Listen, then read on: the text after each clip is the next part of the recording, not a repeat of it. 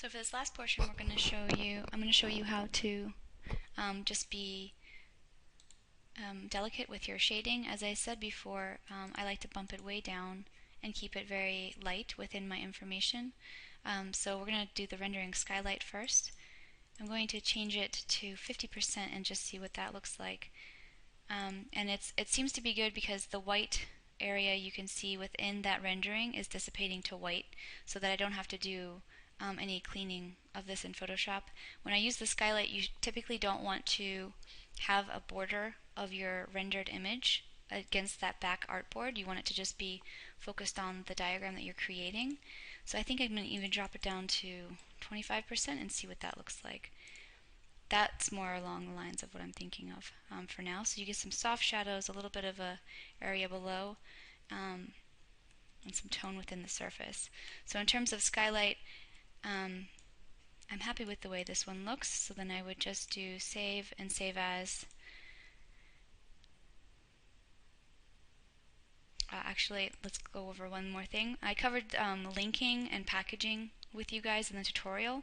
When you're working in InDesign or Illustrator, when you bring and place an image in, that places only the path of that image into Illustrator. And you can tell this by, it gives you the file name up here. It says it's a linked file, and then you have these options for embed and to edit the original. You can embed this image so that if you pass this diagram to your friends, the image is within that file by clicking embed.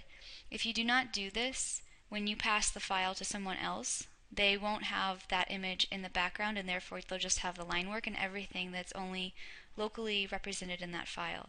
So in terms of presentations, this is very critical that you make sure all of the information in your drawings is linked within those final files. It's understandable that as you're creating the file that you keep it a live link so that if you do more than one rendering and you make it a better quality, it updates automatically.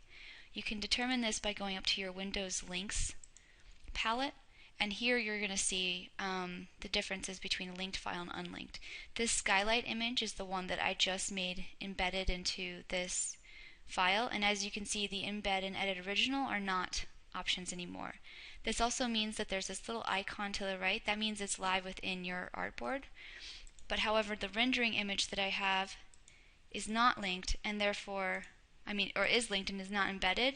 And you can see if I click that,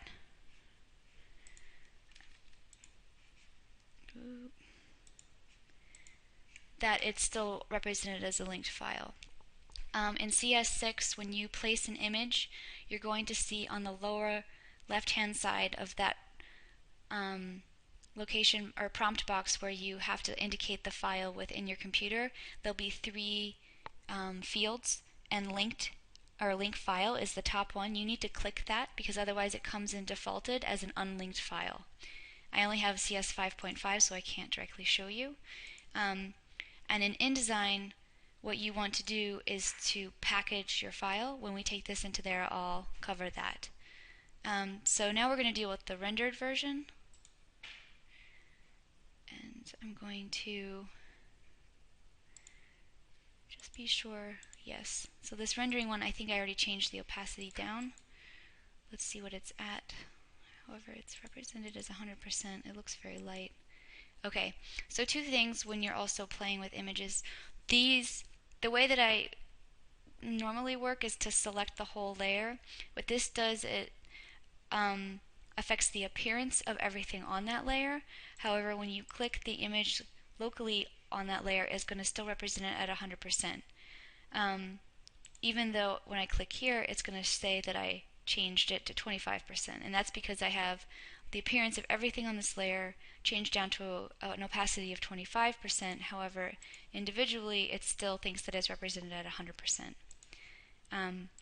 So if I click this, I'm going to just bump it down, I think maybe to a little bit more, to 15, to start to get some lighter shading. And I'm also going to turn off my shadow lines because I want this one to just be about tone and not about line.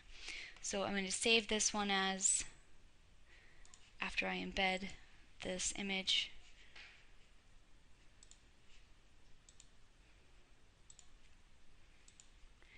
I'm going to save this as Rendering diagrams are one.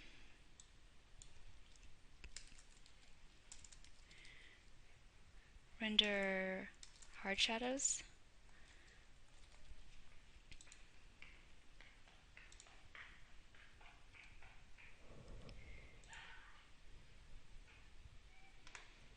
Hit OK. And then also turn this off and turn on my skylight with my little dotted shadows and save it as rendering skylight.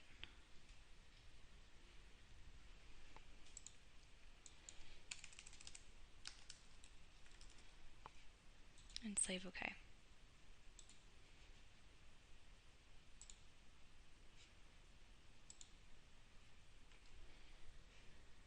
Hit OK. This is just redundant for right now, so that when we bring it into Illustrator, you'll see the difference of the two shadows. But otherwise, you just normally probably output one. And we're going to stop here, and next I'm going to do one more thing with you I forgot, where we create a texture from a material within Illustrator, and then we're going to jump into InDesign.